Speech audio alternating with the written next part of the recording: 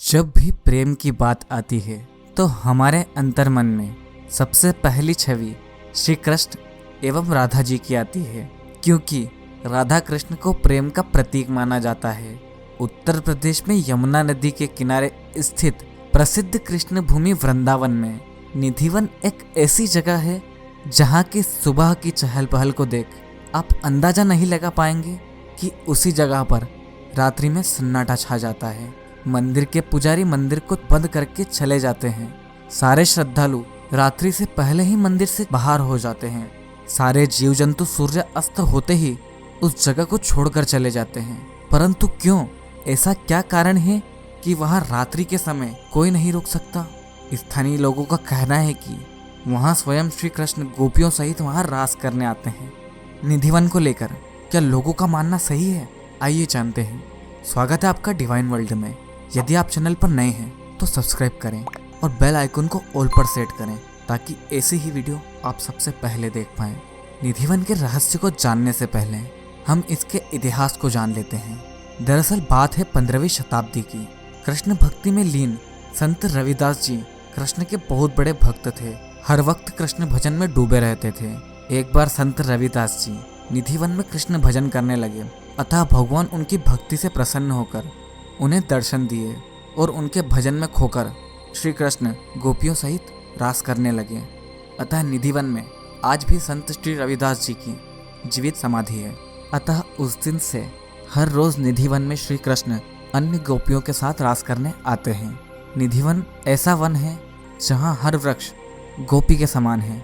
ऐसा प्रतीत होता है मानो गोपियाँ एक दूसरे को पकड़े हुए खड़ी हैं। इस वन में 16,108 तुलसी के वृक्ष हैं, जिनको लेकर ऐसा कहा जाता है कि सभी वृक्ष रात्रि के समय गोपियों में बदलकर और श्री कृष्ण स्वयं गोपियों सहित यहाँ रास करते हैं।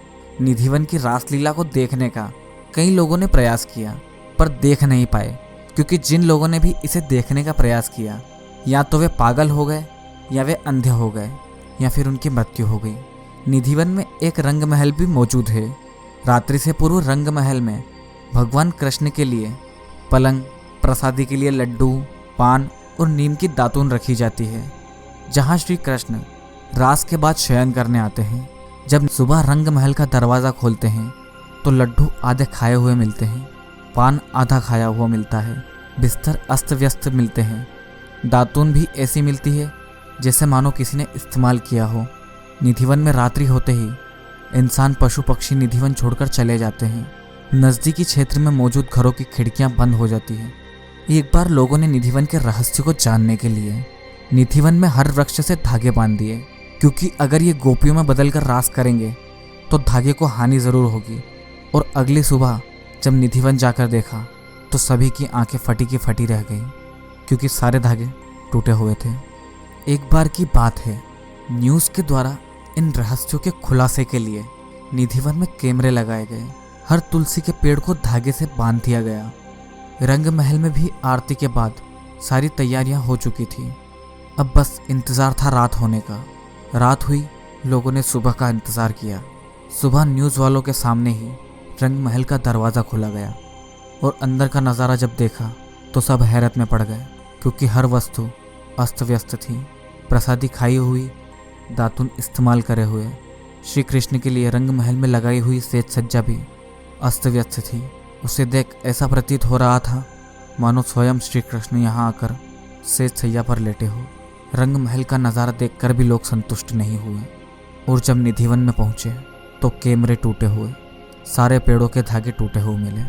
अतः लोगों को यकीन हो गया कि यहाँ सच में श्री कृष्ण, राधा और अन्य गोपियों के साथ रास करने आते हैं। निधिवन को लेकर आपका क्या मानना है, हमें कमेंट में ज़रूर बताएं। उम्मीद करता हूँ आपको हमारी ये वीडियो पसंद आई होगी, तो चैनल को सब्सक्राइब जरूर करें और कमेंट करना ना भूलें। राधे राधे।